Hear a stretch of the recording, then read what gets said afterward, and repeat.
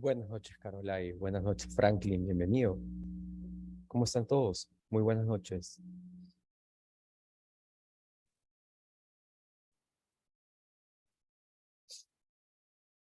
Buenas noches, Henry, Maricielo, Paolo, Adriano. Bienvenidos.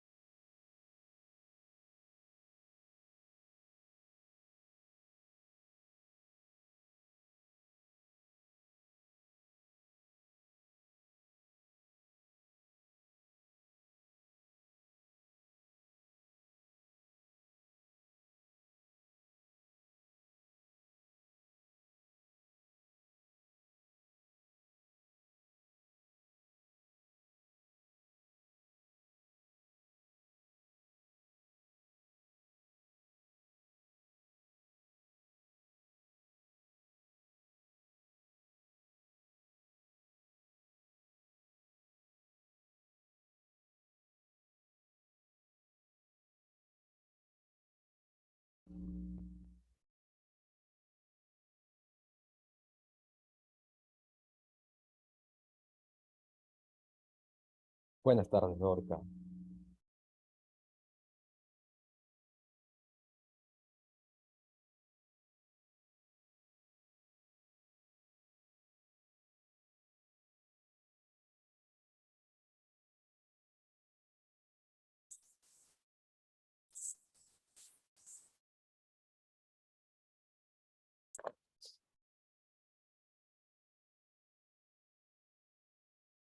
Bien.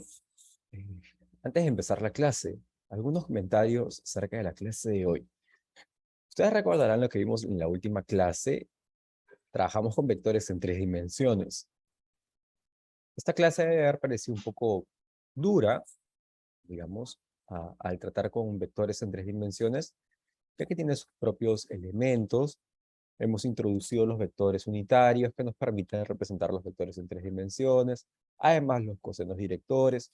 Toda esta información parece nueva y en cierto sentido bastante diferente a la información de 2 dimensiones. Es verdad que en 2 dimensiones nos sentimos mucho más cómodos trabajando. Y entonces, buenas noticias, porque en esta clase vamos a abandonar un momento el trabajo en 3 dimensiones y vamos a volver a los casos más simples, a trabajar en el plano. Entonces, en el día de hoy vamos a estudiar la primera condición de equilibrio, pero en un ambiente mucho más familiar, en el ambiente en el cual todas las fuerzas son coplanares, todas las fuerzas viven en el mismo plano, ¿de acuerdo? Esta es una simplificación notable desde el punto de vista, bueno, práctico y obviamente desde el punto de vista teórico. En muchos casos, el diseño de un sistema en equilibrio en 2 dimensiones es suficiente para mantenerlos en equilibrio en la práctica, en el mundo real. Y es más, los libros interesantes, los mejores libros de estática, eh, justamente referencian a que cualquier buen ingeniero debe ser capaz de poder diseñar un sistema en equilibrio en 2 dimensiones. ¿Okay? Entonces, todo buen sistema debe poder ser definido de manera estable en 2 dimensiones. Por eso nosotros vamos a estudiar la primera condición de equilibrio para el caso de 2 dimensiones. ¿Bien? Entonces vamos a abandonar un poco el mundo de las 3 dimensiones, que puede ser muy complicado. Seguramente estas complicaciones no van a ser evitables para muchos de ustedes que vayan a llevar cursos más avanzados. Por ejemplo, van a llevar el curso de mecánica, el curso de elasticidad y resistencia a materiales, el curso de estática. Todos los que lleven estos cursos más adelante en su carrera no van a poder evitar el mundo de las 3 dimensiones, ya que evidentemente modela de manera más fidedigna nuestro mundo. ¿Ok? Pero nosotros vamos a centrarnos por ahora en el mundo bidimensional. Bien. Ok, antes de empezar, mientras que vamos esperando a que todos vayan ingresando, si que hacen consultas o preguntas acerca de la última clase, los escucho.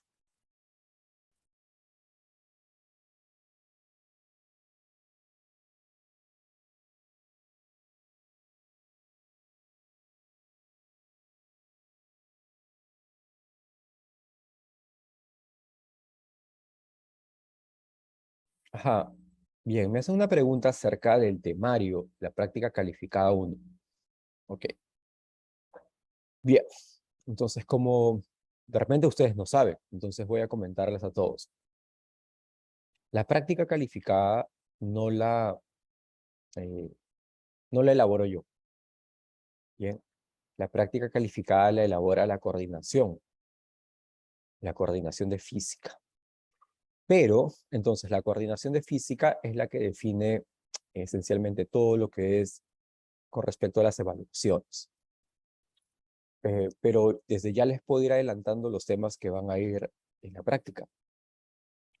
Si no hubiese nada extraño. Ok, voy adelantándoselos. Eso debe estar, lo que pasa es que nosotros tenemos una reunión con la coordinación de los profesores este fin de semana, o sea, el día sábado. Ese día sábado se va a definir todo acerca de la primera práctica calificada, que es la próxima semana. Pero desde ya yo les puedo ir adelantando lo que debería venir en la práctica calificada. ¿Ok? Entonces déjenme pintar un poco por aquí, lo vamos a decir de manera informal, y ya después de la reunión que nosotros tengamos el día sábado, ya se los podré comunicar de manera formal a ustedes como un anuncio al inicio de la semana. Muy bien, buenas noches, Daisy, Robert, Herbert. ¿Sí? Entonces, el primer tema que va a venir es movimiento en una dimensión. ¿Ok? O sea, cinemática en una dimensión. ¿Ok? Aquí obviamente está MRU, aquí está MRV, aquí está caída libre, y aquí está todos los ejercicios que hemos visto acerca de derivadas e integrales. ¿Ok? ¿Se acuerdan? Lo que vimos en la semana 2 y 3. Todo en movimiento de una dimensión. La segunda pregunta es acerca de cinemática, pero en dos dimensiones. Aquí evidentemente va movimiento parabólico.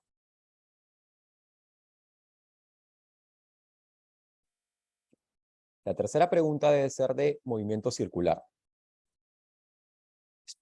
Específicamente, movimiento circular uniforme. La cuarta pregunta debe ser de primera condición de equilibrio, lo que vamos a ver en la clase de hoy. Y la quinta pregunta debería ser de la segunda condición de equilibrio, o sea, lo que vamos a ver la próxima semana. ¿Bien? O sea, en esencia, ese debería ser el temario para la práctica. Pero como les digo, vamos a tener reunión con los profesores el día sábado y ese día se va a definir todo acerca de la práctica. Pero si nada varía, debería ser este el temario. Bien, igual se los voy a enviar como un anuncio al inicio de la próxima semana. Ajá, pero ahí están los puntos bien específicos. ¿Okay? Cada pregunta va a venir acerca de un tema específico. Ninguna de las preguntas es complicada. Desde ya les voy avisando. ¿En qué sentido no es complicada? Obviamente el examen no es un regalo. Obviamente nadie va a aprobar por poner su nombre. Cuando me refiero a que el examen no es complicado, es que todos los ejercicios que ustedes van a resolver en la práctica son del mismo nivel o de repente un nivel inferior de los que nosotros revisamos en clase. Entonces, no hay ninguna pregunta que pueda parecer la difícil, una pregunta tranca, una pregunta con ganas de incomodar al alumno. No, no existe. Todas son para probar que ustedes dominan los conocimientos básicos. ¿Qué día es la práctica? Debería ser el día viernes, para nosotros, el día viernes de la próxima semana. Ujú. Ujú. Muy bien. Entonces, esto, bueno, de manera todavía informal, ya se los comentaré de manera formal la próxima semana, al inicio de la semana. ¿Alguna pregunta más, por favor?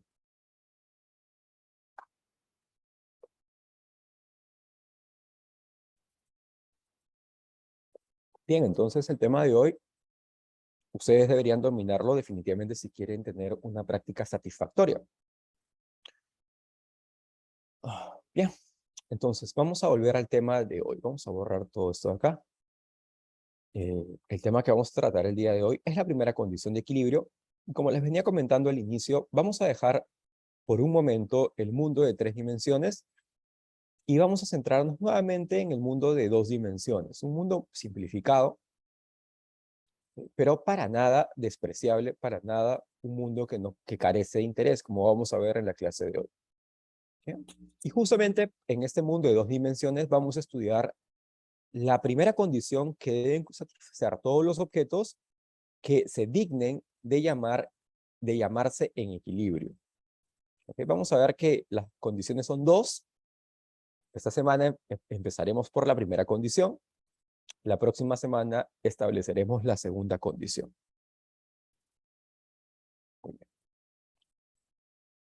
Bien, entonces, primera condición de equilibrio. Es lo que vamos a ver en la sesión de hoy. Entonces, al finalizar la sesión, el estudiante aplica la primera condición de equilibrio estático de los cuerpos mediante la resolución de ejercicios. Entonces, nuestro objetivo obviamente es doble. Primero es entender qué significa esto de la primera condición de equilibrio. Y una vez que nosotros entendamos este principio, pasemos a resolver problemas. Pasemos a resolver sistemas que deberían estar en equilibrio. ¿Okay? La primera condición de equilibrio, como dice su nombre, es una condición. Entonces, que los sistemas se encuentren en equilibrio no es para nada natural. No es lo esperado. Para nada. Ustedes pueden ver la mayoría de sistemas que se encuentran alrededor, desde sistemas atmosféricos, sistemas termodinámicos, sistemas mecánicos, el sistema que ustedes gusten, hasta el mismo universo, si quieren pensar. Son sistemas que están en un desequilibrio alto. La mayoría de los sistemas son altamente desequilibrados. Que un sistema esté en equilibrio es una rareza. Y usualmente para que un sistema esté en equilibrio, lo que tiene que suceder es que la mano del hombre actúe de manera artificial, que duda cabe, para poder equilibrar al sistema. ¿De acuerdo? Si no, en principio, la mayoría de sistemas, bueno, simplemente están en desequilibrio total. No tendrían por qué estar en equilibrio. Muy bien.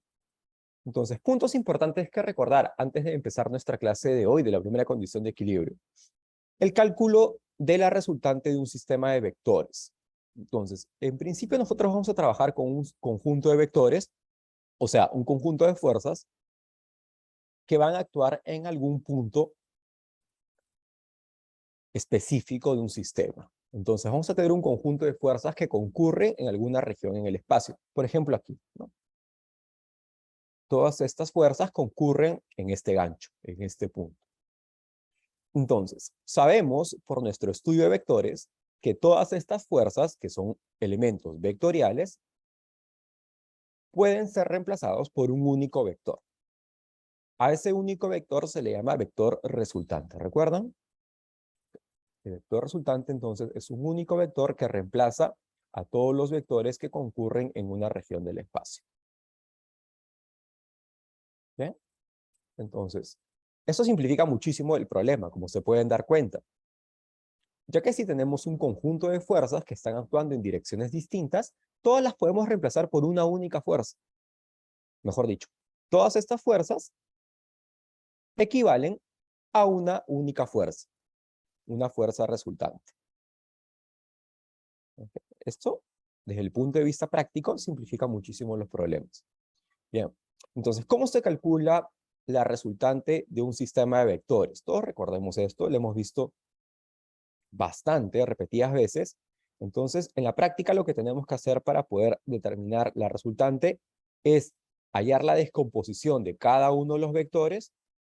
En este caso, F1, F2 y F3 tienen descomposiciones en el eje X y en el eje Y.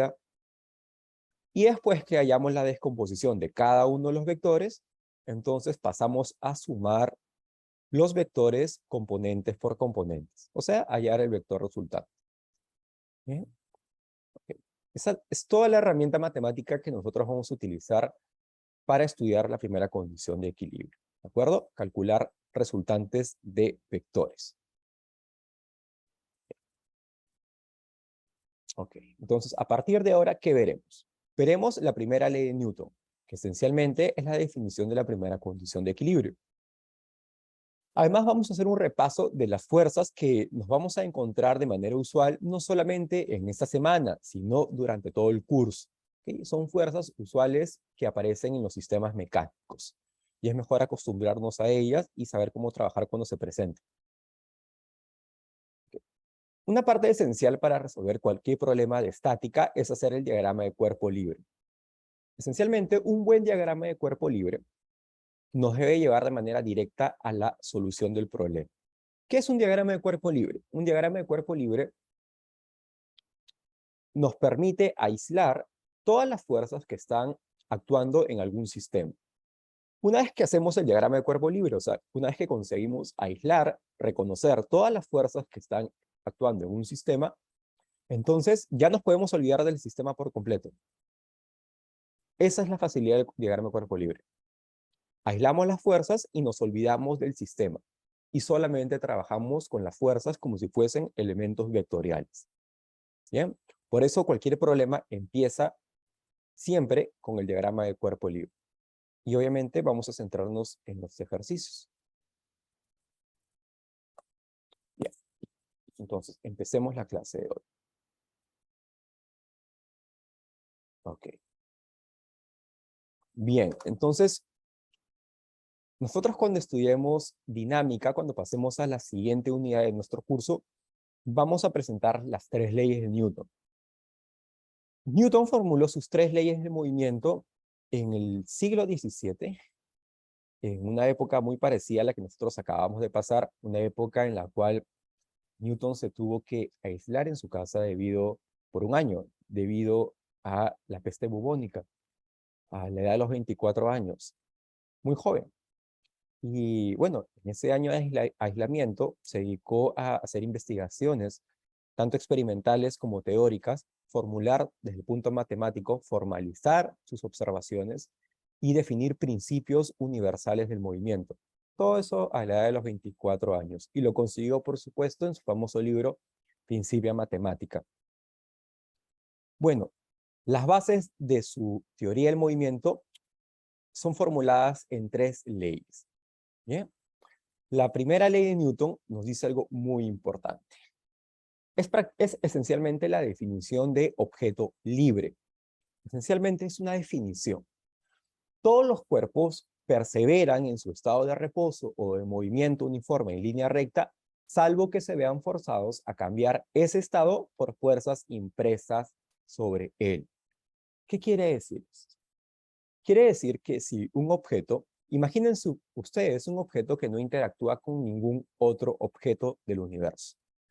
Es una abstracción. Es una abstracción que hace Newton a partir de sus observaciones. Es algo profundo que nos dice acerca del universo.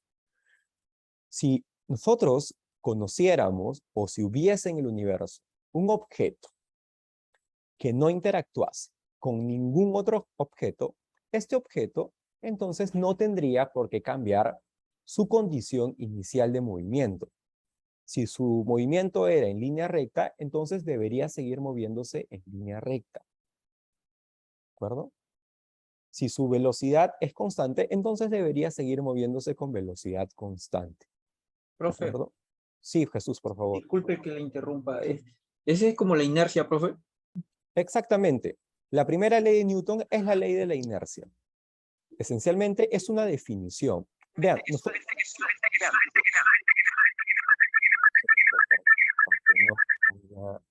uy, perdón. Listo. Vean, nosotros no conocemos objetos libres en la naturaleza. No existen. No los conocemos. Pero Newton se da cuenta de que para que a un objeto podamos modificarlo, podamos perturbarlo, tenemos que actuar sobre ellos. Entonces él va más allá de eso y dice, si no actuásemos sobre los objetos, entonces deberían permanecer como objetos libres. Y ser objeto libre quiere decir moverse con velocidad constante. Muy bien. Bien. Entonces, la primera ley de Newton esencialmente nos dice eso, que si nosotros actuamos sobre un objeto, debemos modificar su movimiento. Pero si no actuamos sobre ese objeto, si nada actúa sobre ese objeto debería permanecer en su movimiento en línea recta. Bien. Okay. Matemáticamente, ¿qué significa eso? Matemáticamente quiere decir que si un objeto está en equilibrio, la sumatoria de fuerzas que actúan sobre él debe anularse. Ok. Pero vean que lo que estamos pensando es en la sumatoria de las fuerzas. Okay. Imaginemos este objeto de aquí. Imaginemos que tenemos tres fuerzas que están actuando sobre él. ¿Es posible de que la sumatoria de fuerzas se anule para este objeto? Claro que sí, porque estas tres fuerzas se están sumando de manera vectorial. ¿Ok? Se están sumando de manera vectorial. No se va a anular la fuerza desde el punto de vista de la magnitud, ya que evidentemente las fuerzas, cada una de las fuerzas tienen magnitudes distintas. Pero sabemos que si las sumamos de manera vectorial, esas fuerzas se pueden anular entre ellas. ¿Ok? Entonces, si la resultante de esta sumatoria de fuerzas es igual a 0, el objeto no es un objeto acelerado, se mueve con velocidad constante y por lo tanto a cualquier objeto que se mueve con velocidad constante lo vamos a llamar un objeto en equilibrio. ¿De acuerdo? Entonces desde ahora quedémonos con una idea profunda, ¿no? Equilibrio quiere decir un objeto que se mueve con velocidad constante.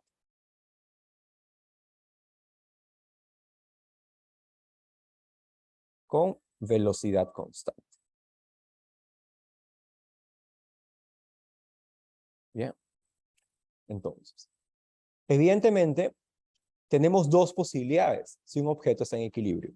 Una es que se mueva con una velocidad diferente de 0. ¿Okay? Entonces desarrolla un MRU. Y la otra posibilidad es que simplemente su velocidad sea 0. En este caso decimos que el objeto se encuentra estático. ¿Okay? Entonces, ojo ahí. Equilibrio no es sinónimo de estática. ¿De acuerdo? Los sistemas estáticos simplemente son una posibilidad de los sistemas en equilibrio.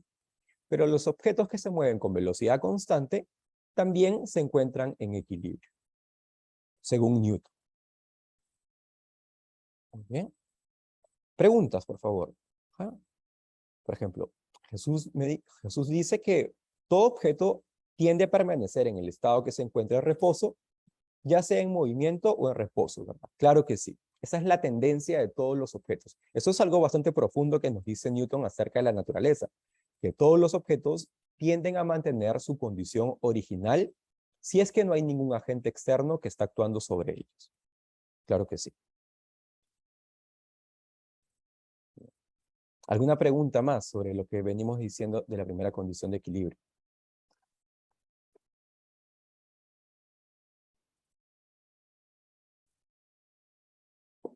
Bien. Entonces, como la sumatoria de fuerzas que actúan sobre un objeto tiene que anularse, esta sumatoria de fuerzas nos debe dar un vector resultante 0. Pero si trabajamos en el caso de dos dimensiones, con vectores en dos dimensiones, sabemos que este vector resultante tiene que tener dos componentes, ¿verdad? Y si la resultante de un vector en dos dimensiones es igual a 0, eso quiere decir que tanto su componente horizontal como su componente vertical debe ser igual a 0. Por lo tanto, en la práctica, que la sumatoria de fuerzas que actúan sobre un objeto sea 0, quiere decir que la sumatoria de fuerzas en cada una de sus componentes tiene que anularse. Entonces, este es un principio esencial que nosotros vamos a utilizar para resolver problemas. Vamos a descomponer las fuerzas que actúan sobre un objeto en las componentes horizontales, luego en las componentes verticales, y si el objeto está en equilibrio, la sumatoria de fuerzas en cada una de las componentes tiene que anularse de manera independiente. Entonces, en la práctica, Nosotros vamos a trabajar componentes por componentes y vamos a probar que la sumatoria de cada una de las componentes tiene que anularse. ¿De acuerdo? Eso es lo que vamos a hacer cuando resolvamos ejercicios. Preguntas. Esencialmente, esto es todo lo que debemos saber acerca de la primera condición de equilibrio. ¿De acuerdo? Esencialmente, esta es la primera condición de equilibrio. La que nos dice de que si no hay fuerzas resultantes actuando sobre un objeto, este objeto simplemente no se mueve de manera acelerada.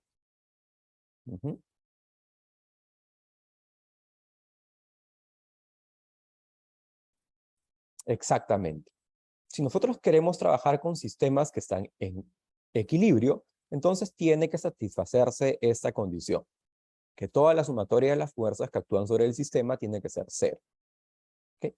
Y esto evidentemente podemos separarlo, disgregarlo en dos componentes, en la componente horizontal y en la componente vertical. ¿Ya? Esa es la condición, esta condición es necesaria para que cualquier objeto esté en equilibrio. ¿Ya? ¿Alguna pregunta más?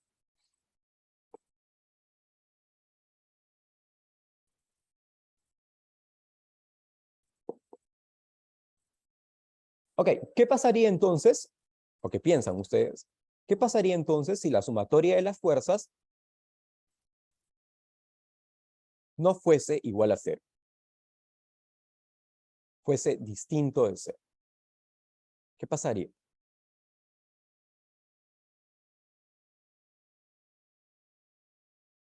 Ok, evidentemente el objeto no estaría en equilibrio, ¿verdad?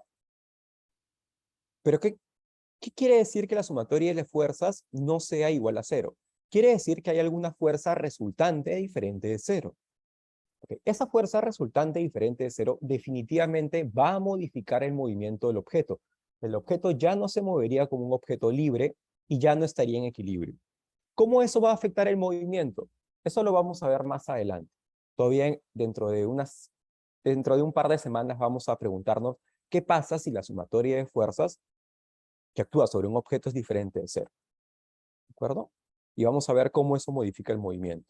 Por ahora vamos a centrarnos solamente con el caso en el cual los sistemas estén en equilibrio. Muy bien. Entonces vamos a pasar a revisar algunas fuerzas que nos vamos a encontrar de manera seguida en nuestro estudio y que nos hemos encontrado muchísimas veces en nuestro día a día. Es más, están presentes en cada instante. La más conocida de todas, el peso. Bien. ¿Qué es el peso? El peso es la fuerza con la que la Tierra atrae a todos los objetos que están sobre su rango gravitatorio, sobre su superficie. ¿Bien? El peso siempre es la multiplicación del valor de la masa de un objeto por el valor de la aceleración de la gravedad. Ya sabemos que la gravedad es un vector de aceleración que siempre apunta hacia el centro de la Tierra. Por lo tanto, el peso, que es la gravedad multiplicada por la masa, que es un simple escalar, también es un vector que apunta hacia el centro de la Tierra. Bien, entonces siempre el peso apunta hacia abajo. ¿Ah? El peso siempre apunta hacia abajo y recuerden que es la multiplicación de la masa por el valor de la gravedad. Bien, ok. Una fuente de error común es asociar a la masa con el peso, ¿no? Lo que evidentemente es un grave error, ya que el peso, como pueden ver ustedes, se mide en newtons en el sistema internacional y la masa se mide en kilogramos. Evidentemente, el peso o el módulo del peso es proporcional a la masa, pero no es lo mismo, porque el peso es igual a la masa multiplicado por la gravedad. Ojo ahí entonces. ¿Okay? Además, la masa es un escalar. La masa es una magnitud escalar, mientras que el peso es una magnitud vectorial. Es una fuerza. Entonces, que quede claro eso para no cometer errores. Exacto. Jesús pregunta, entonces la balanza no mide el peso, sino la masa. No, verdaderamente las balanzas, o por ejemplo, como las balanzas que, en general, cualquier tipo de balanza, la balanza sí mide el peso. Por supuesto que la balanza mide el peso, porque lo que mide la balanza es fuerza, la fuerza que actúa sobre el sensor de la balanza, sea el sensor que esté utilizando, sea un dinamómetro, sea un elástico, sea un sensor eléctrico, sea lo que sea, mide el peso. Pero el resultado que da la balanza es un resultado indirecto. La balanza da un resultado de masa, porque hace la conversión de manera instantánea, ya que el peso siempre es proporcional a la masa. ¿Okay? Entonces, lo que hacen las balanzas es, miden el peso, pero dan el resultado en masa. Por eso cuando ustedes van a la balanza, les da el valor de su masa en kilogramos. ¿No? Bien. Ok, entonces el peso siempre lo vamos a encontrar. Recuerden que el peso es un vector. Y otro asunto, ¿no? que quiero acentuar aquí, las unidades de peso, como las unidades de cualquier fuerza, en el sistema internacional vienen dadas por los newtons. ¿Qué son los newtons? Vean, si las unidades del peso están en newtons, deben ser las mismas unidades de masa por gravedad, ¿no? Y masa está en kilogramos y el valor de la gravedad está en metros por segundo a la metro. Esas son las unidades de Newton. ¿Okay? Entonces, en el sistema internacional, en vez de colocar kilogramos por metros por segundo a la -2, simplemente se coloca newtons. Es un equivalente. Desde ahora vamos a tratar con todas las fuerzas medidas en newtons. La fuerza normal. Okay, esta es otra fuerza muy notable con la que nos encontramos en la naturaleza y nosotros vamos a trabajar mucho con ella. Es una fuerza que ejerce cualquier superficie sobre un cuerpo que se encuentra apoyado sobre ella. Por ejemplo, aquí, el libro de física se encuentra apoyado sobre la mesa. Su dirección siempre es perpendicular a la superficie. Ojo ahí. Entonces, vean aquí. Aquí tenemos una superficie, tenemos un objeto que es una caja, y la fuerza normal es una fuerza que se contrapone al movimiento del objeto y siempre apunta de manera perpendicular a la superficie. O sea, forma 90 grados con la superficie. Igual aquí. En este segundo ejemplo, vean que la fuerza normal está en esta dirección y otra vez forma 90 grados con la superficie. ¿Bien? Entonces, la fuerza normal siempre apunta en contra del movimiento del objeto, o sea, contra el movimiento en el sentido de la superficie y forma 90 grados con la superficie. Es perpendicular a la superficie. ¿Alguna pregunta hasta aquí, por favor?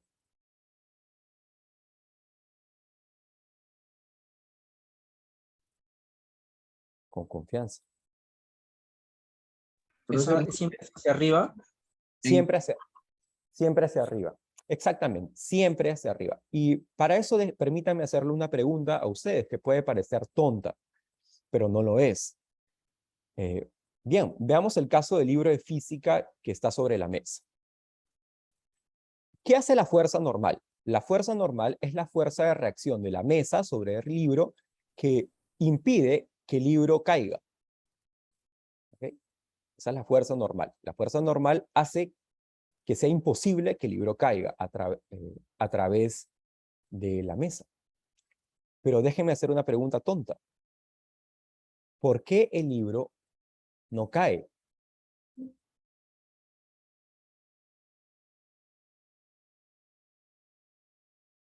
Porque la mesa tiene más fuerza.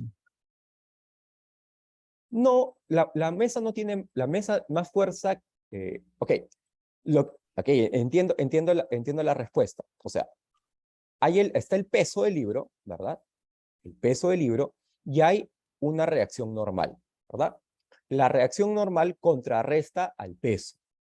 Esa es la Porque idea. la mesa contrapone con la misma fuerza. Ok, genial. Profesor, Genial. porque lo normal es mayor que la fuerza que ejerce. Genial. Muy bien, la normal contrarresta el peso. Genial. Y no permite que el objeto caiga. Muy bien, perfecto. Ahora permítame seguir haciendo preguntas tontas. Entonces, mi pregunta siguiente es, ¿qué es la normal?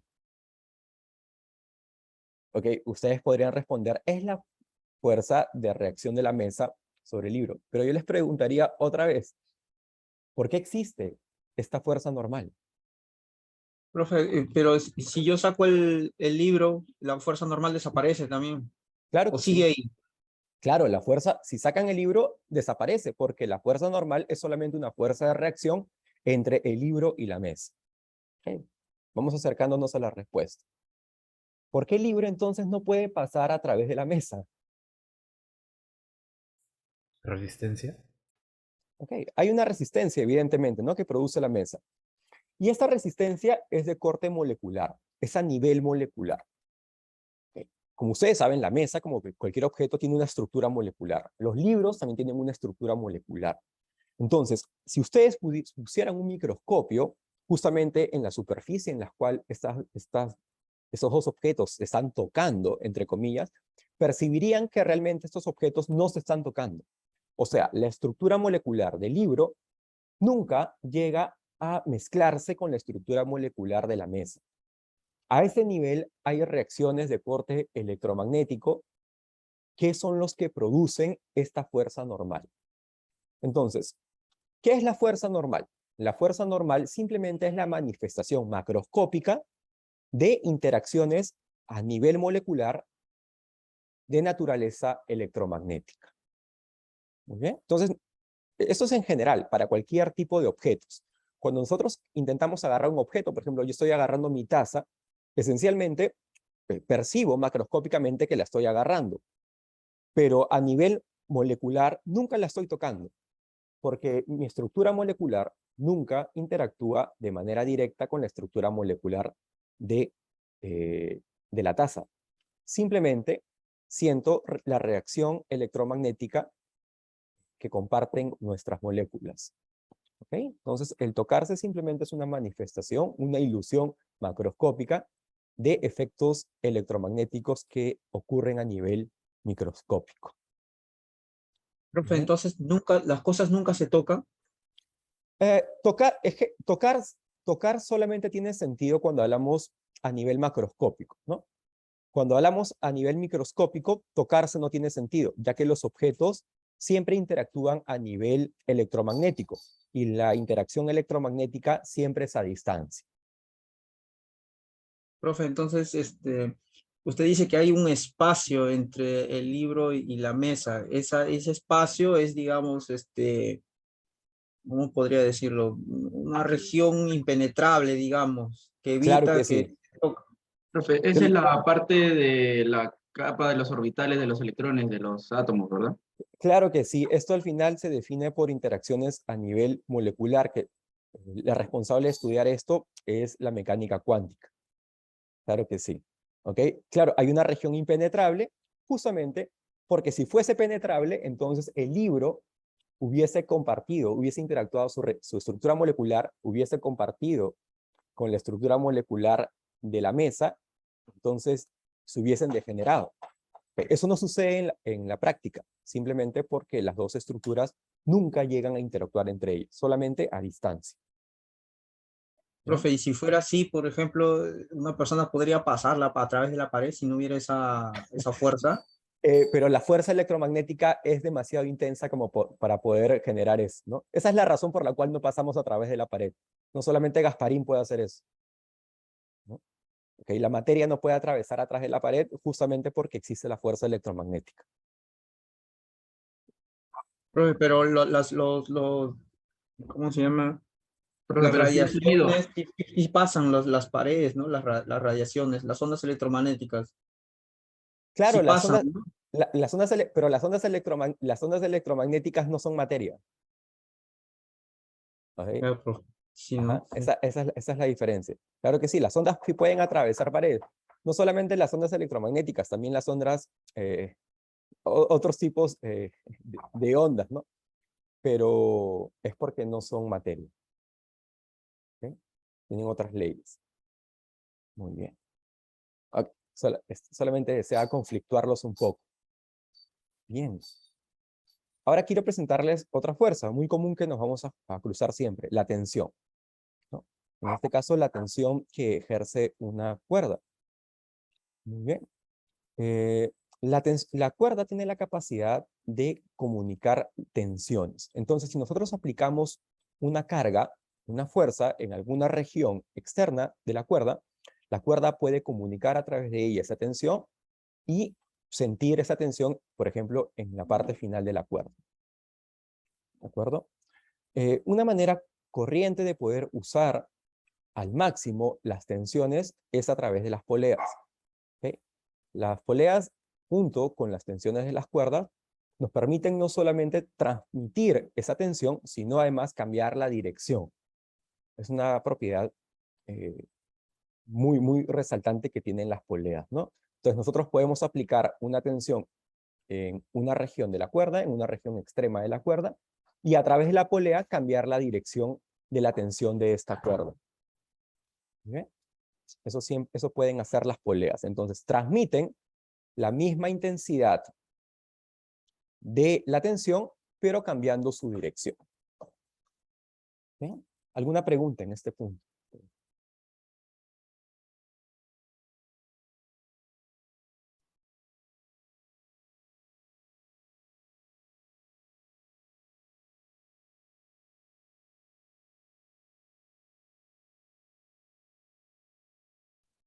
Bien. Otra fuerza usual que nos vamos a encontrar es la fuerza elástica. Bien. La fuerza elástica también es muy notable. Y la fuerza elástica viene dada por esta ley, la ley de Hooke. Entonces, ¿cómo funciona la ley de Hooke? Entonces, imaginemos que nosotros tenemos un resorte. Este resorte está acoplado a una masa M. Y nosotros vamos a elongar este resorte. Vamos a elongarlo como tenemos aquí. Vamos a elongarlo a una distancia X. Bien. Evidentemente, para elongar cualquier resorte, nosotros sabemos, tenemos que aplicar una fuerza para poder elongar ese resorte. Bien.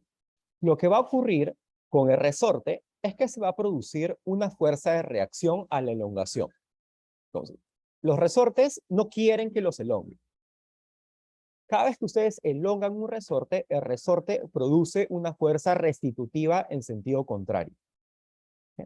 Esa fuerza restitutiva es proporcional a la elongación que ustedes produzcan. Entonces, mientras mayor sea la elongación que produzcan, mayor será la fuerza restitutiva que genere el resorte como reacción. Bien. Todo esto viene dado por la siguiente ecuación, que viene a darnos la ley de Hooke. La fuerza de reacción del resorte es proporcional a la elongación y la constante de proporcionalidad se le llama la constante elástica. Esta constante depende del material que está construido cada resorte, depende de la geometría del resorte. Bien. El signo negativo, aquí lo que viene a significar es el sentido contrario.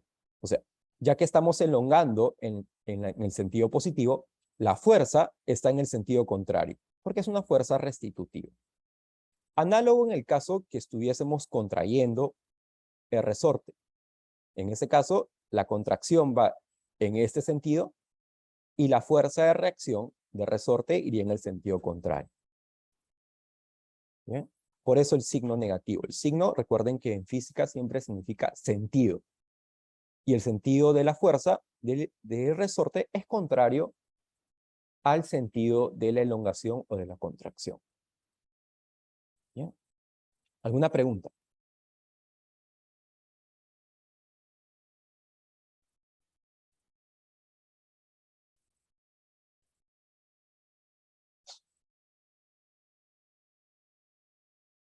Bien, la ley de Profe, pero Hooke.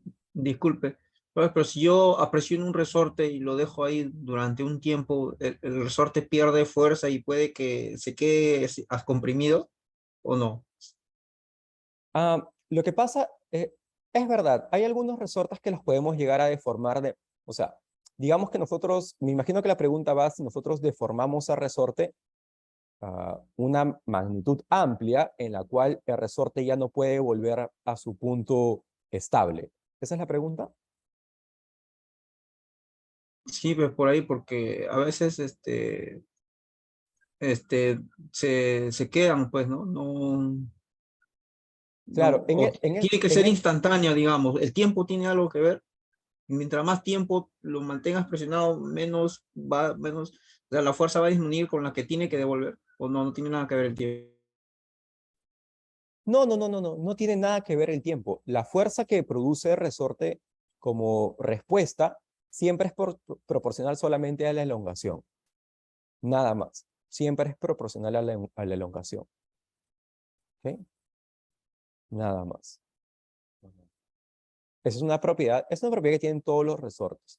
Todos los resortes tienen ese comportamiento y esencialmente no solamente los resortes, sino también todos los materiales que se comportan de manera elástica. Todos los materiales, así sean dúctiles o frágiles, tienen alguna región en la cual se comportan de esta manera. Solamente que hay, por ejemplo, materiales como el vidrio, que son materiales frágiles, la constante en este caso es una constante muy, muy grande. Entonces es muy difícil producir una elongación sobre ellos. Pero todos los materiales tienen una región elástica. Y todos ellos se comportan en esta región elástica de esta forma que viene dada por la ley de Hooke. ¿Ok? No solamente todos los materiales dúctiles y los materiales frágiles. Es mucho más evidente en el caso de los resortes. Nosotros vamos a trabajar con el caso de los resortes específicamente.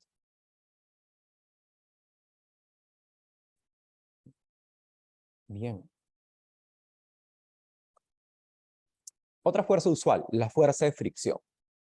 Esta fuerza también es muy notable y también es de corte molecular. También la naturaleza de la fuerza de fricción es de naturaleza molecular. Es debido a la reacción que existe entre las moléculas de la superficie y del material que se está intentando mover sobre ella.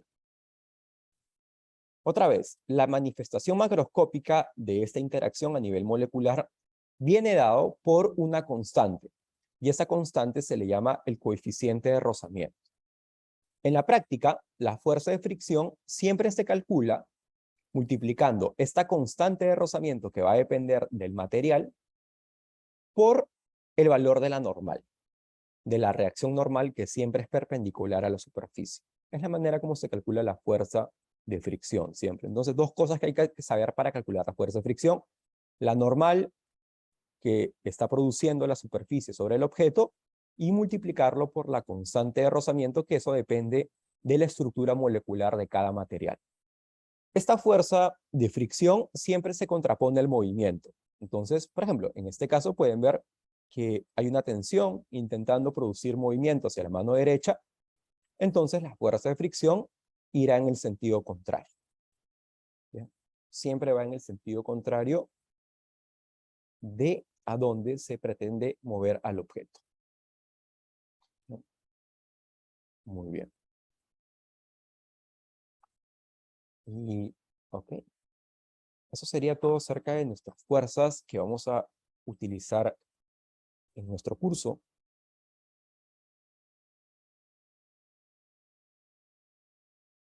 Y antes de pasar a resolver ejercicios,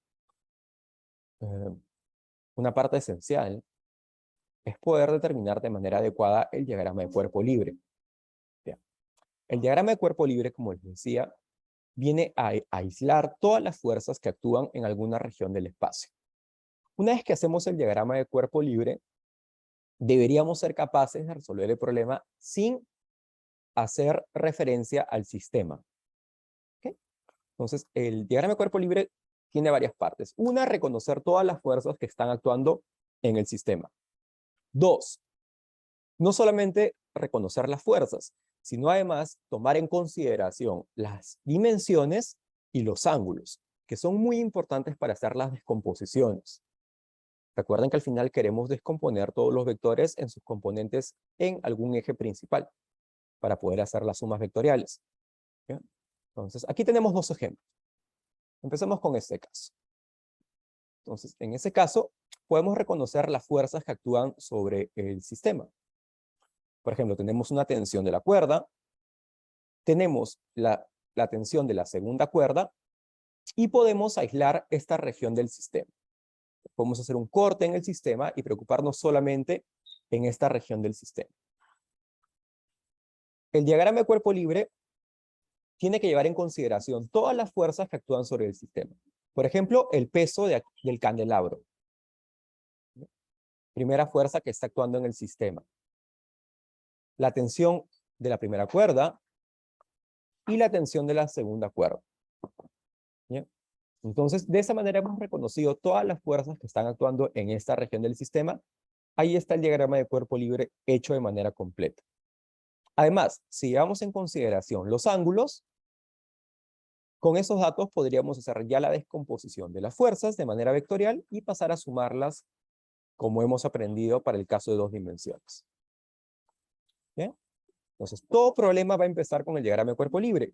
Y si nosotros hacemos bien el diagrama de cuerpo libre, entonces estamos en buen camino para resolver el problema. Si no hacemos bien el diagrama de cuerpo libre, nunca vamos a resolver de manera adecuada el problema. ¿Listo? ¿Alguna pregunta en este punto, por favor?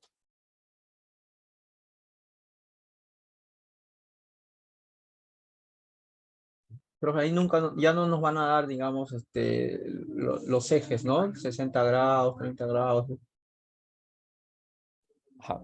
En el problema lo que sí definitivamente tiene que haber es información geométrica para poder hacer descomposición de los vectores, ¿no? Como en este caso tenemos este ángulo, pero los ejes al final nosotros vamos a tener que ubicarlos. Nosotros vamos a definir nuestros ejes arbitrariamente. Bueno, a partir obviamente de nuestras intuiciones, ¿no? De cómo ellos ayudan a resolver nuestro problema.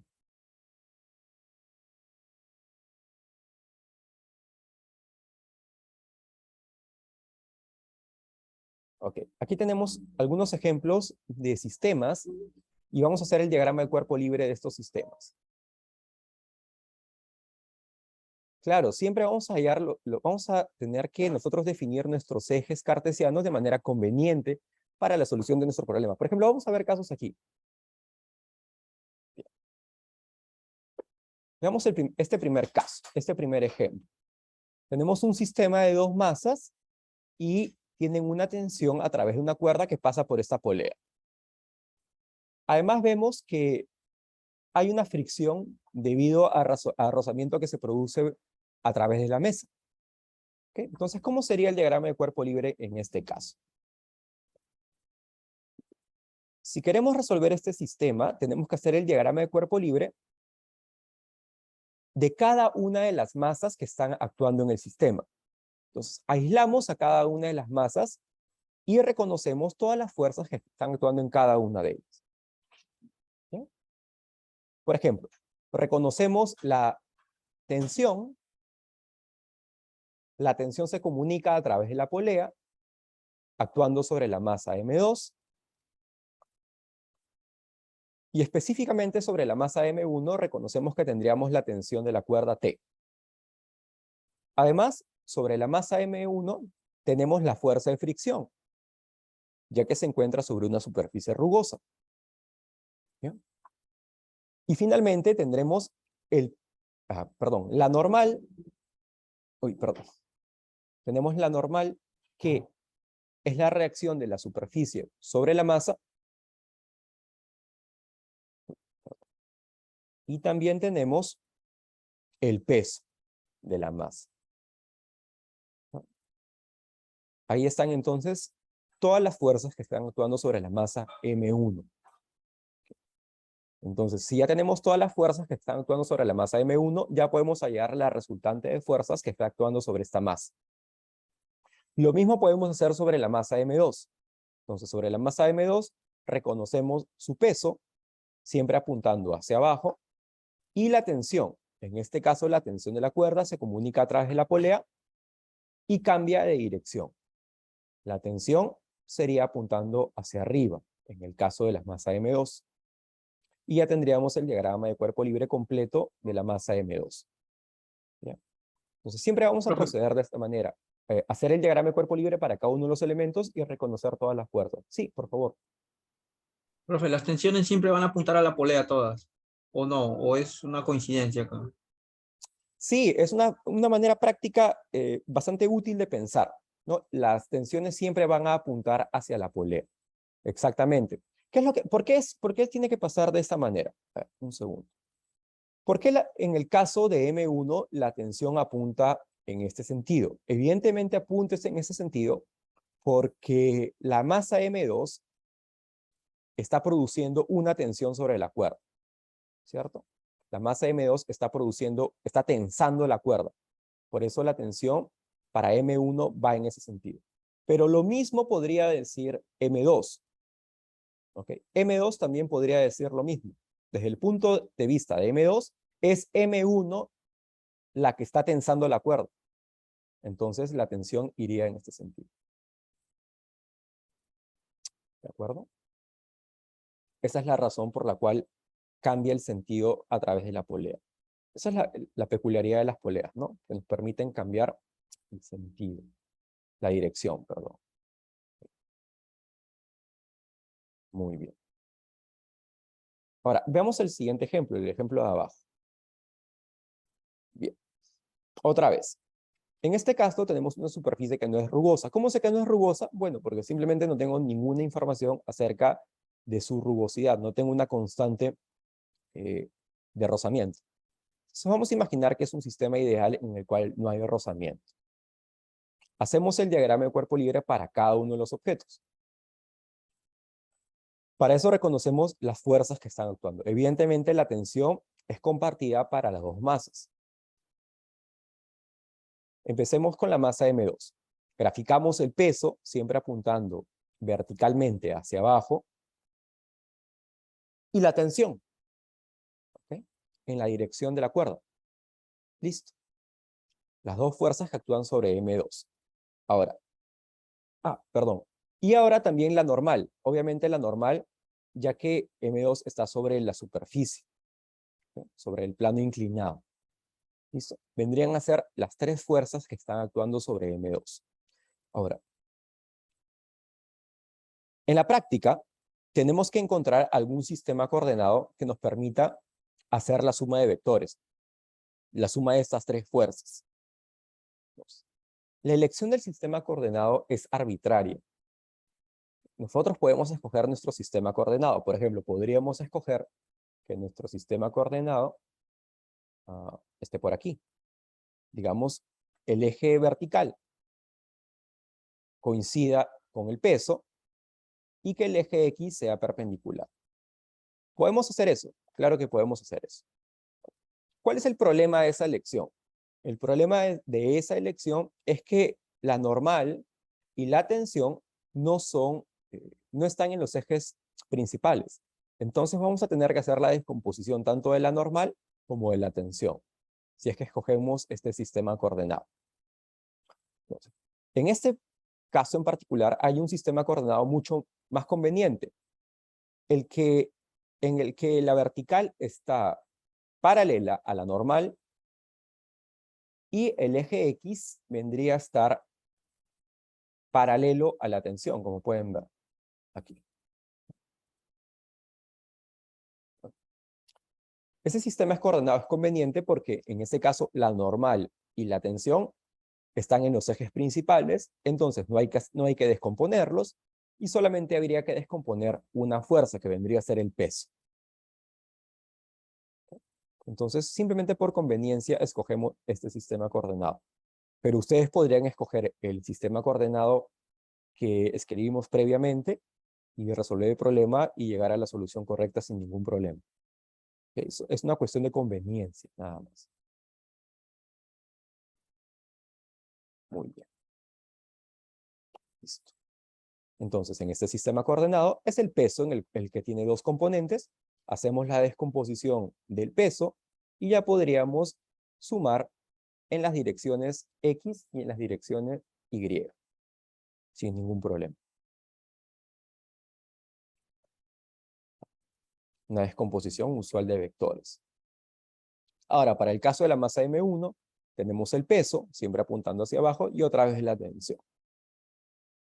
Listo. Y ya tenemos el diagrama de cuerpo libre completo. Bien, entonces, siempre vamos a empezar en los problemas haciendo este diagrama de cuerpo libre, escogiendo un sistema coordenado, haciendo la descomposición de los vectores en los ejes principales, para luego pasar a hacer la suma vectorial, la suma componente por componente. Bien, antes de pasar a los ejercicios, preguntas, por favor.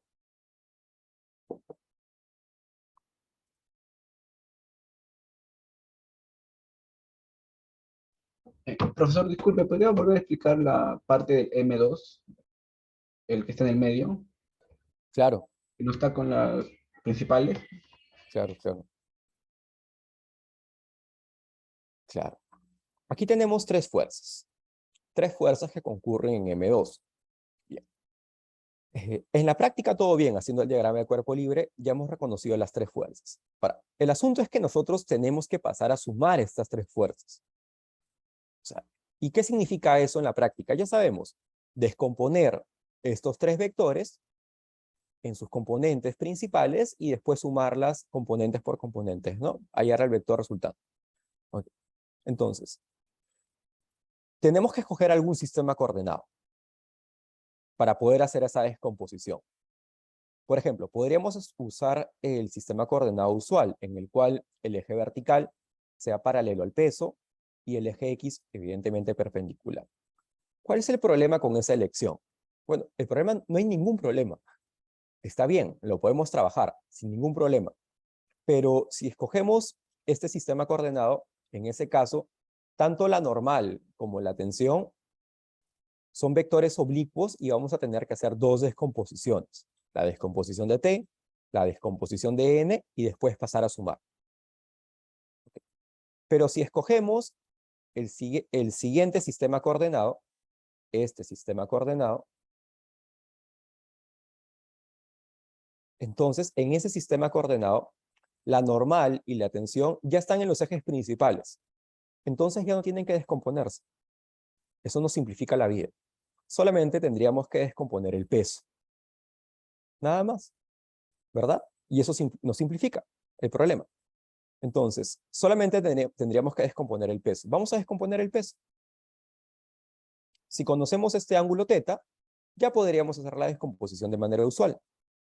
¿Okay? Utilizando los triángulos rectángulos, ¿verdad? M2G vendría a ser la hipotenusa de un triángulo rectángulo. Y este vendría a ser el cateto opuesto. Simplemente, y es el cateto adyacente de la componente de la vertical, ¿verdad? Este vendría a ser M2G coseno de θ. Y este vendría a ser M2G seno de θ. Las dos componentes del vector peso en este sistema coordenado. ¿Sí? Y ya con todos los vectores descompuestos en los ejes principales, ya podemos pasar a sumarlos. Exactamente. La elección del sistema coordenado es por gusto, depende del gusto del cliente. Si ustedes prefieren trabajar en el otro sistema coordenado, lo pueden hacer. Van a llegar al mismo resultado sin ningún problema. ¿Por qué? Porque en la naturaleza, en el mundo, no existe un sistema coordenado privilegiado. Todos funcionan de manera adecuada. Todos sirven. Solamente son de utilidad para poder hacer la descomposición de vectores y poder sumarlos. Nada más. Nos permiten hacer la suma de vectores nada más. Vamos a ver ejercicios en los cuales vamos a trabajar distintamente con diferentes sistemas coordenados.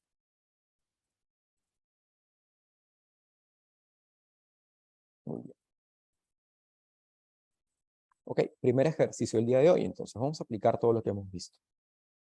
La esfera lisa y homogénea de 50 kilogramos descansa sobre la inclinación de 30 grados y se apoya en la pared vertical lisa. ¿Okay? Datos del problema. Entonces, además de los datos geométricos y de los pesos, que la pared vertical es lisa. Eso es importante. Calcule las fuerzas de contacto en A y B. Bien. Ok. ¿Qué tenemos que hacer para resolver este problema? Diagrama de cuerpo libre. Siempre se arranca por el diagrama de cuerpo libre. Es más, en muchos casos ustedes van a ver el problema y se van a asustar y van a decir, ¿qué hago ahora? Bueno, ya saben lo que tienen que hacer. El diagrama de cuerpo libre. A veces uno no sabe qué hacer, empieza haciendo el diagrama de cuerpo libre y se va dando cuenta de qué tipo de problema tiene y qué es lo que tiene que hacer. Así que sin miedo, lo primero que tienen que hacer es el diagrama de cuerpo libre. Reconocer todas las fuerzas que están actuando en este caso sobre la esfera lisa. ¿Bien? Entonces, reconozcan todas las fuerzas que hemos visto en nuestro estudio. Evidentemente hay dos puntos de contacto, los puntos A y B. Esos puntos de contacto son contactos con dos superficies, entonces deben producir reacciones normales. ¿Bien? Hay reacciones normales en los puntos A y en los puntos B. Además, la esfera tiene un peso. Ahí está otra fuerza. ¿Okay? 3 fuerzas en este sistema. Si ustedes reconocen alguna más, bueno, pero hasta ahora tenemos 3 fuerzas. Con esas 3 fuerzas deberíamos hacer el diagrama de cuerpo libre.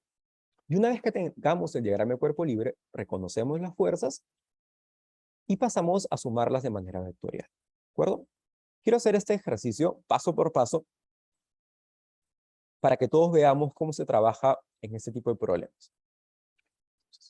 Pasemos a hacer el diagrama de cuerpo libre. Vamos a borrar por aquí. Vamos a hacerlo paso por paso. Primero, ubicamos el peso del objeto. Para cualquier objeto homogéneo, el peso se grafica desde su centro geométrico.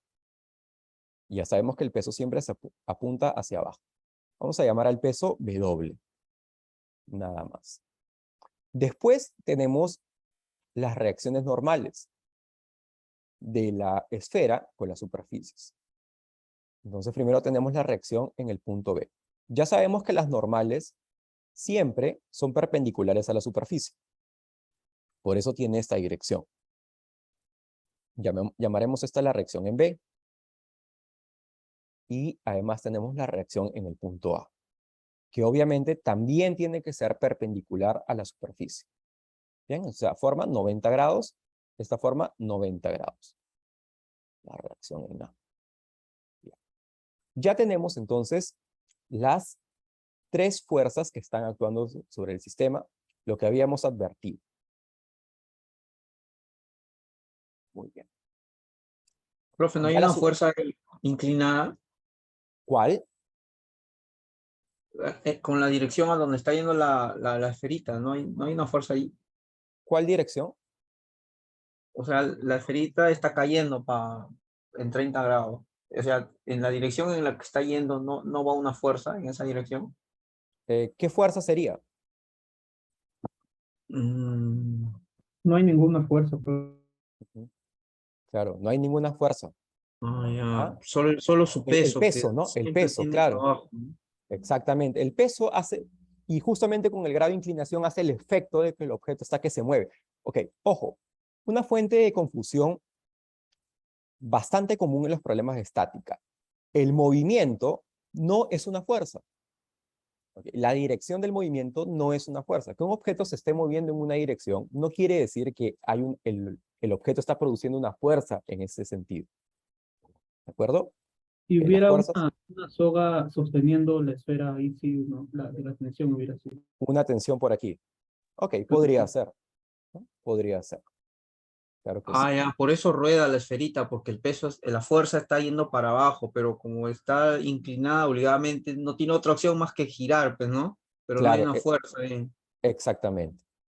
Ajá. Muy bien.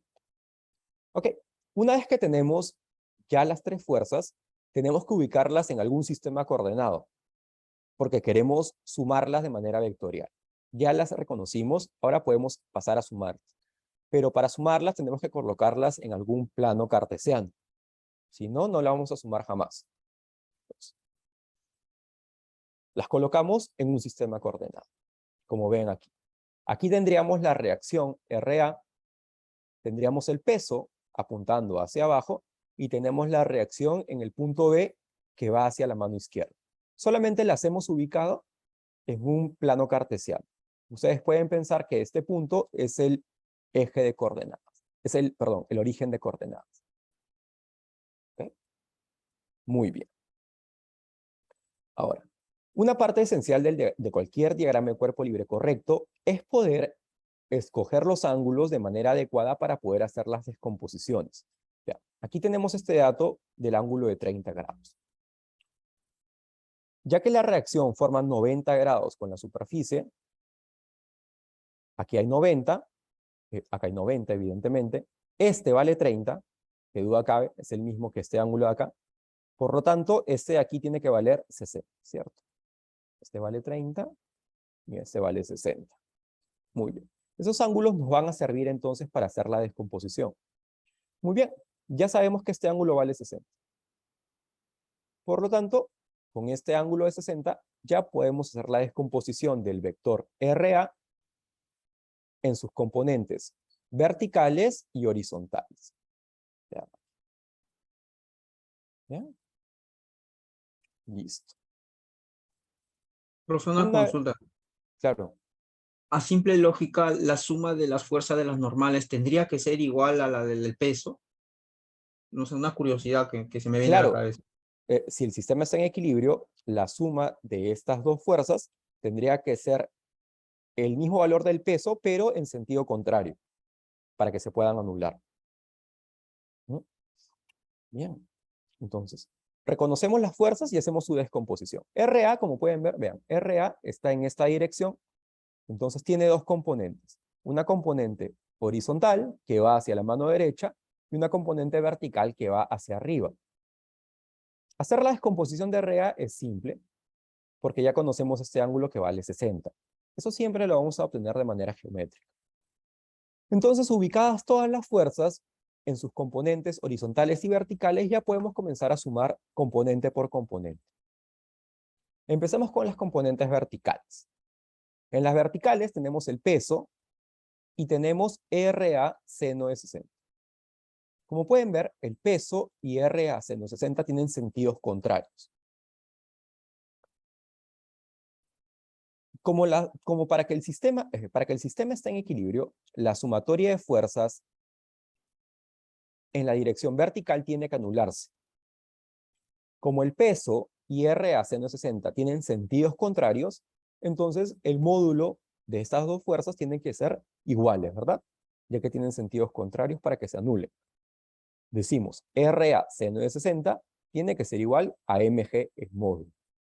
En módulo, ya que evidentemente notamos que los sentidos son contrarios. Entonces ya tenemos nuestra primera ecuación. RA seno de 60 tiene que ser igual a mg. Pero podemos reemplazar valores. Seno de 60, ya sabemos cuánto vale, raíz de 3 sobre 2. Masa vale 50 kilogramos y la gravedad vale siempre 9,81, ¿verdad? Entonces podemos reemplazar de manera inmediata. ¿Okay? Y de aquí ya podríamos determinar cuánto vale RA, cuánto vale la reacción en el punto A. ¿Okay?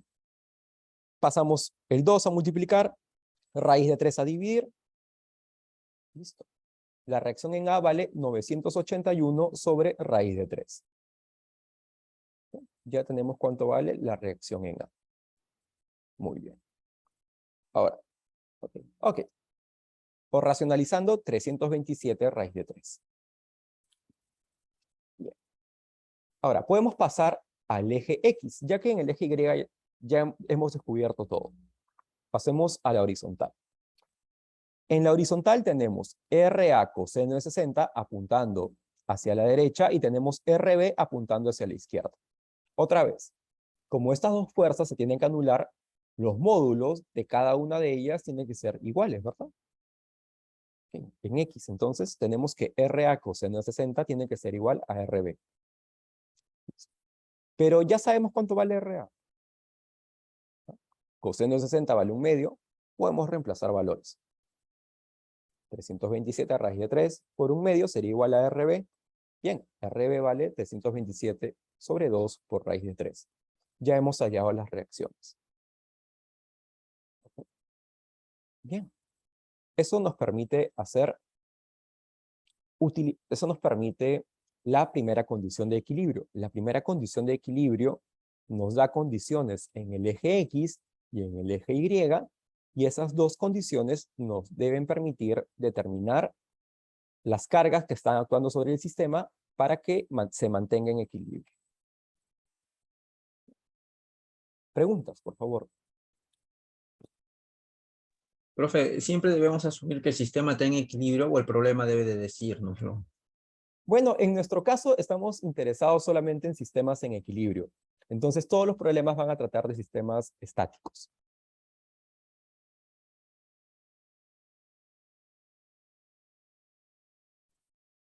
¿Alguna pregunta sobre el ejercicio específicamente?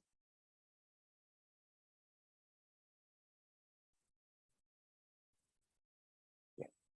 Entonces, una recapitulación. ¿Qué sucede? Reconocemos todas las fuerzas que actúan sobre el sistema. Las ubicamos. Hacemos el diagrama de cuerpo libre. Una vez que hacemos el diagrama de cuerpo libre, tenemos todas las fuerzas. Ahora pasamos a colocarlas en un sistema cartesiano. ¿Por qué en un sistema cartesiano? Porque en ese sistema cartesiano voy a poder hacer la descomposición de las fuerzas en los ejes principales, que me va a permitir sumarlas. Hago la descomposición de las fuerzas que no están en los ejes principales. Por ejemplo, RA no está en el eje principal, coloco sus dos componentes, y una vez que ya tengo todas las componentes, todas las fuerzas descompuestas, paso a sumar componentes por componentes. Y en cada una de las componentes exijo de que la sumatoria total se anule. ¿Eso qué quiere decir en la práctica? Fuerzas que apuntan hacia la derecha tienen que ser igual a las fuerzas que apuntan hacia la izquierda. Igual, fuerzas que apuntan hacia abajo tienen que ser igual a las fuerzas que apuntan hacia arriba, para que se anule. ¿Bien? Eso en la práctica. Okay. Vamos a ver este siguiente ejemplo.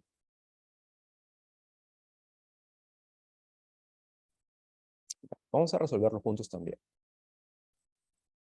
Determine la fuerza P necesaria para mantener el motor de 200 kilogramos en la posición para la cual el ángulo θ sea de 30 grados.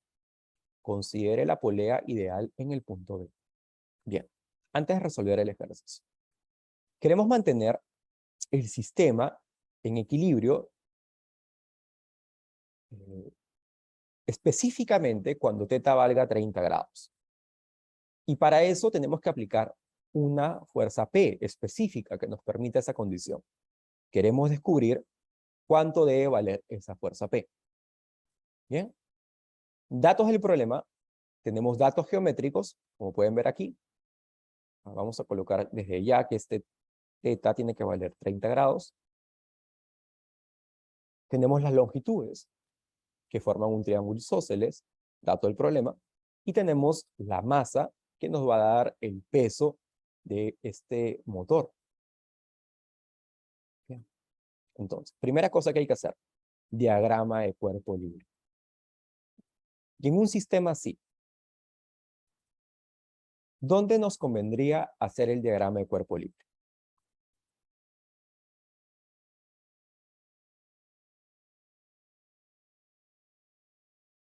¿En qué punto escogerían ustedes para hacer el diagrama de cuerpo libre?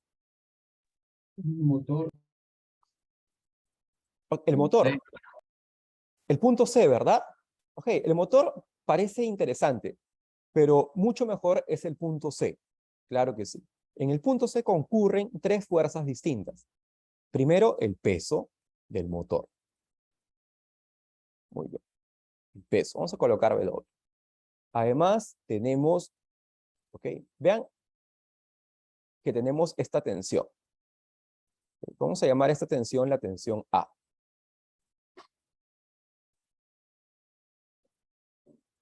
Genial. Y por otro lado tenemos la carga P. La carga P actúa en la polea B, pero pasa su intensidad a través de la polea y tendríamos una fuerza, entonces, en la dirección de la cuerda y que tiene que ser del módulo P. Muy bien. Entonces ya tenemos el diagrama de cuerpo libre hasta ahora, más o menos, en el punto C. Ya hemos reconocido las tres fuerzas que actúan sobre el punto C. Para que el sistema esté en equilibrio, evidentemente, estas tres fuerzas tienen que anularse. Y para eso tenemos que escoger ahora un sistema coordenado que nos permita hacer la descomposición de todos los vectores. Vamos a escoger el siguiente sistema coordenado porque es el más conveniente. Sistema coordenado que digamos, la vertical es paralela al peso. Ustedes pueden escoger otro sistema, por supuesto. Y tendríamos la horizontal que va por aquí. Muy bien. Perfecto.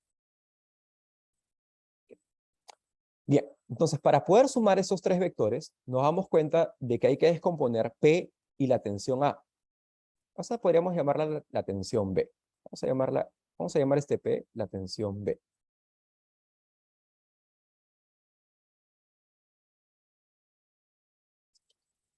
Ok.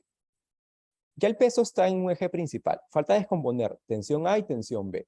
Entonces, sería genial si tuviésemos estos dos ángulos. Okay. Les pregunto, ¿cómo determinamos esos dos ángulos? Este primero. ¿Cuánto vale ese ángulo? 30 grados. 30. Claro que sí. Si alguien no se da cuenta, puede ver que aquí se forma una Z, ¿no? Una Z con este ángulo de 30.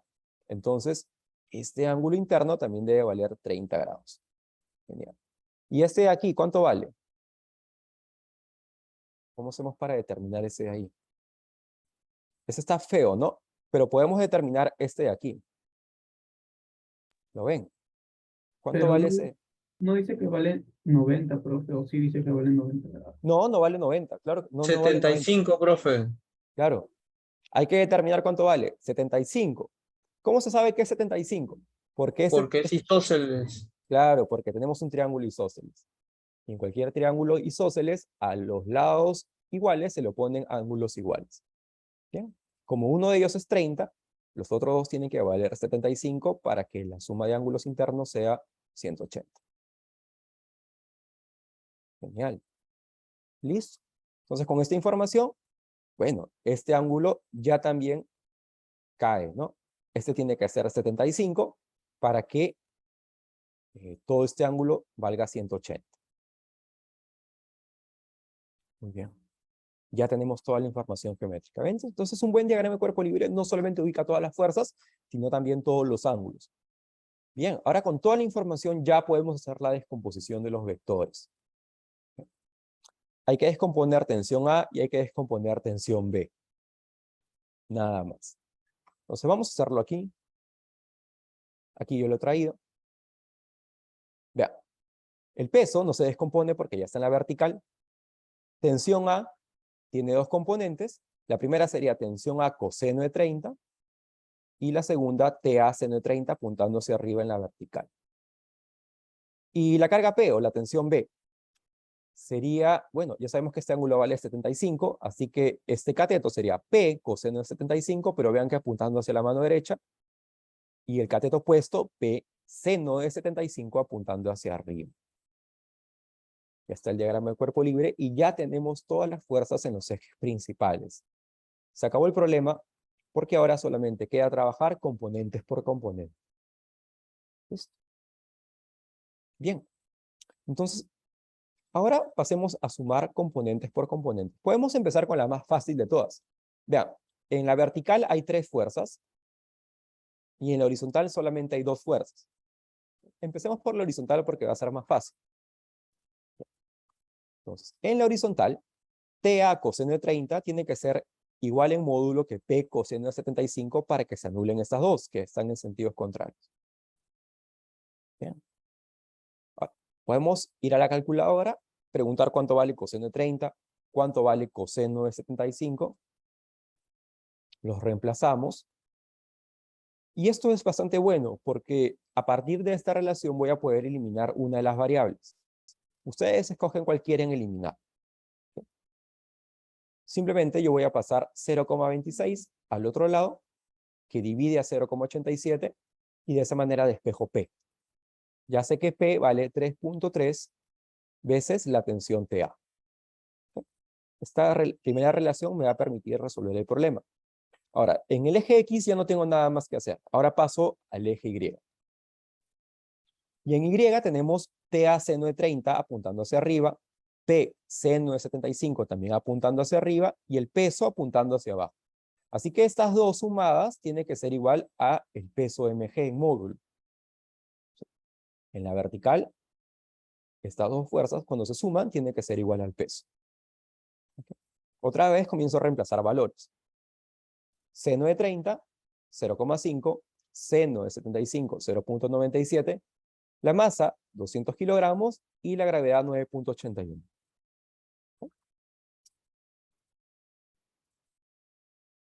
En este punto, es bueno hacer el reemplazo que me permite la ecuación de arriba. En la ecuación de arriba tenía esta relación. Entonces, donde vea P, simplemente ubico 3,3 TA. Aquí está. Eso es genial porque esta ecuación que era de 2 variables, ahora termina siendo una ecuación de una variable. Y eso es muy fácil de resolver. Un poquito de aritmética. Aquí factorizamos. TA punto por 3,7 es igual a 1962. El valor de la tensión en A es 530,3 newtons. Y si ya sé cuánto vale la tensión en A, reemplazo este valor en esta ecuación y ya determino cuánto vale P. También puedo hacer eso. P sería 3,3 veces la tensión en A, que vale 530,3, 1750 newtons. El resultado final del problema. Preguntas. Ahora voy a responder tu pregunta, Adrián.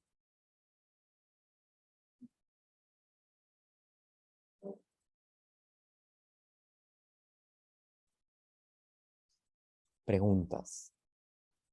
Profe, las descomposiciones siempre van a ir las flechas para arriba. No, va a depender eso de cada vector, ¿verdad? En este caso, las tensiones van en esta dirección. Por ejemplo, la tensión A va en esta dirección, entonces la vertical va en esta dirección. En este caso, P va en esta dirección, por eso su descomposición en la vertical va hacia arriba. Pero, por supuesto, no tendría que ser así. Si tuviésemos una fuerza, digamos, sí, ¿no? Entonces, su componente horizontal sería hacia la mano derecha y su componente vertical iría hacia abajo. Bien, Adriana me hace una pregunta importante que de repente muchos de ustedes están que se cuestionan. Si hemos insistido muchísimo que el valor de la gravedad como vector, es un vector que apunta hacia abajo, o sea, tiene signo negativo. Hemos dicho que la gravedad es menos 9,81 metros por segundo al cuadrado en la dirección J. ¿Por qué estamos considerando entonces simplemente 9,81? ¿Por qué? Porque ya estamos considerando que la gravedad apunta hacia abajo implícitamente cuando consideramos que el peso está apuntando hacia abajo. ¿De acuerdo? Entonces, si ya estamos considerando de que el peso está apuntando hacia abajo, en la vertical estamos diciendo de que lo que está yendo hacia abajo en módulo tiene que ser igual a lo que está yendo hacia arriba en módulo. ¿Ok? Solamente en módulo, en valor positivo. ¿Por qué? Porque la suma de estos dos valores, cuando se sume a este vector, tiene que anularse. Entonces, en módulo, esta suma tiene que ser igual a esta suma que está yendo hacia abajo. A este valor que está yendo hacia abajo. ¿Ok?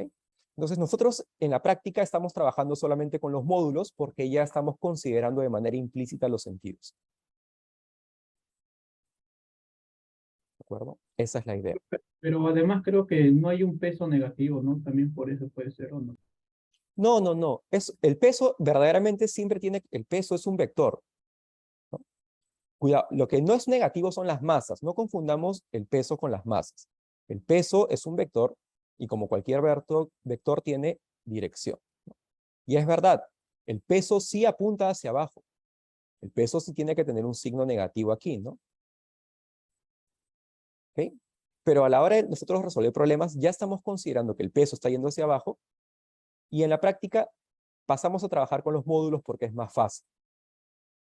¿Ok? Ya considerando las direcciones de manera implícita. Ok, ustedes también podrían trabajar en el sentido contrario. O sea, podríamos trabajar con el peso en el sentido negativo. Entonces, en ese caso, ¿qué tendríamos? Tendríamos la suma de estos vectores, en el caso vertical, por ejemplo, tendríamos estos tres vectores que se están sumando, sería TA seno de 30, ese es positivo, más P seno de 75, también positivo porque está apuntando hacia arriba, y ahora tendríamos que restarle el mg, ¿verdad? O sea, el mg porque está apuntando hacia abajo. Y todo esto debería ser igual a 0. Debería ser igual a 0 para que se anulen todas las fuerzas en la vertical. ¿Ok? Pero cuando pasemos este menos mg al otro lado, vamos a tener lo mismo que tenemos aquí. Entonces nos estamos ahorrando un paso nada más. Al final es lo mismo. ¿Ya? Espero que eso haya respondido a la pregunta.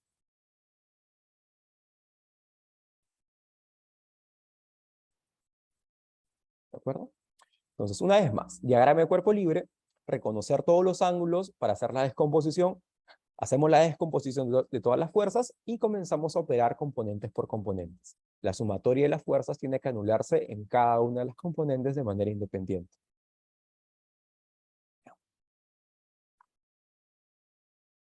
Y vamos a Profe. ver. Sí, por favor. Pero ahí me pedía, hay una, o sea, en la polea B, para la parte de abajo, o sea, hay un P, ¿no? Ujú. Lo que acabamos de calcular es, la fuerza en P. Claro, lo que pasa es que la fuerza en P se transmite de manera natural por la polea. La propiedad que tienen las poleas es que cambian la dirección de las fuerzas, pero mantienen el módulo. Entonces, esta fuerza P se está transmitiendo a través de la polea. Entonces, esta tensión B es la fuerza P. Perdón, es la fuerza P. Se transmite de manera perfecta el módulo, lo único que cambia es la dirección.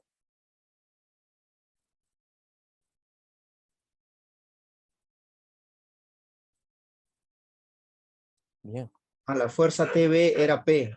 Exactamente, esa era la tensión de la cuerda, pero ya que se transmite de manera perfecta por la polea, en módulo es igual que P. En módulo es igual que P. El otro P no debería apuntar a la polea, la flechita. Claro que sí, estás apuntando hacia la No, polea. el que está al costado del otro, debería apuntar a la flechita, a la polea, ¿no? ¿O no? No, porque esa es una fuerza que está siendo aplicada por algún agente externo, está jalando, está tensando la cuerda. O sea, ese es un error que, de una manera un poco chistosa, lo voy a decir, ¿no? Para que todos lo recuerden. ¿Alguna vez alguien ha visto una cuerda que se tensa en el sentido contrario? Profesor, Nunca, ¿verdad? Nunca, ¿verdad? Las cuerdas nunca se tensan en ese sentido. Las cuerdas siempre se tensan en el sentido contrario. Es la mejor manera de recordar en qué dirección van las tensiones. Las cuerdas siempre jalan, ¿no? Nunca empujan.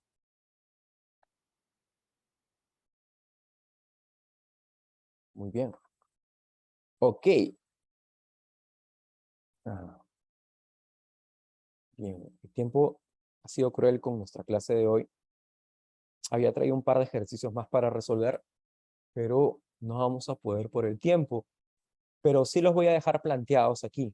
Y voy a subir el material esta noche para que ustedes puedan comparar el resultado que ustedes puedan conseguir, la metodología que sigan con la metodología correcta, con la solución correcta.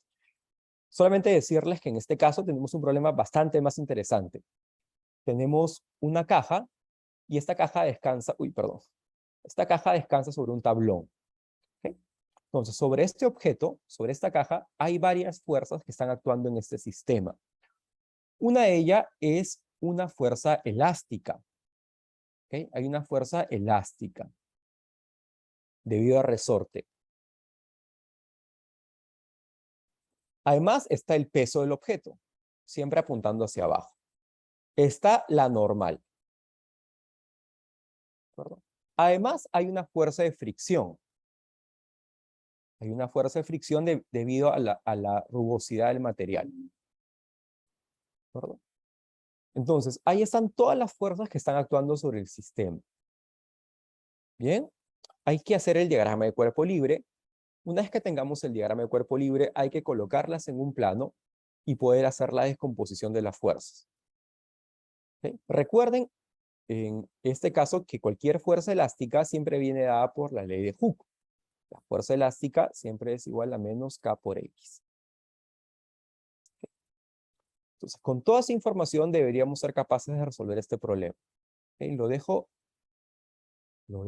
Bueno, lo voy a dejar resuelto para que ustedes comparen su solución con la de este problema.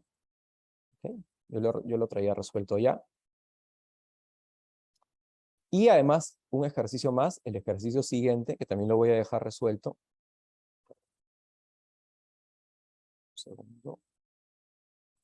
Lo voy a pasar rápidamente. Este caso de acá.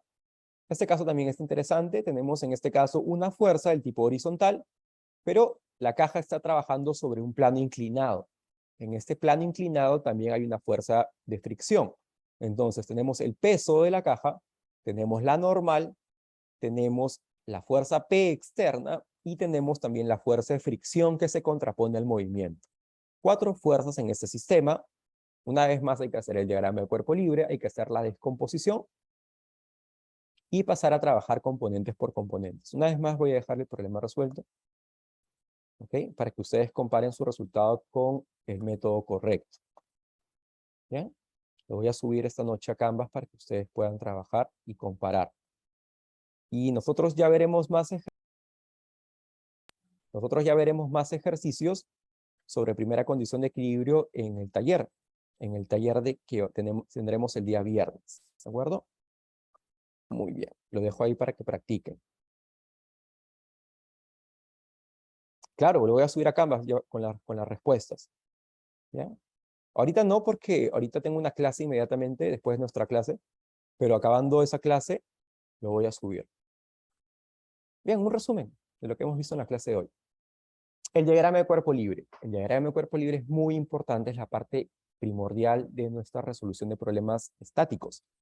El DCL muestra todas las fuerzas que actúan sobre un cuerpo. La primera condición de equilibrio establece que la resultante de fuerzas que actúan sobre un cuerpo es 0. ¿Okay? Entonces, si la resultante de fuerzas que actúa sobre un cuerpo es 0, entonces el sistema está en equilibrio. No es una condición normal, no debería pasar de manera natural, pero si es que sucede, el sistema está en equilibrio. El análisis de un cuerpo en equilibrio se realiza utilizando las componentes rectangulares de la fuerza. Para eso hacemos el diagrama de cuerpo libre, recuerden. Aislar las fuerzas para luego pasar a descomponerlas y una vez que las descompongamos, podemos pasar a sumarlas de manera usual componentes por componentes. Muy bien. Entonces, los dejo ahí. Los dejo, o mejor dicho, dejo la clase aquí y ya nos vemos el día viernes para trabajar en el taller en la primera parte también ejercicios sobre la primera condición de equilibrio. ¿Bien? ¿Alguna pregunta más, por favor?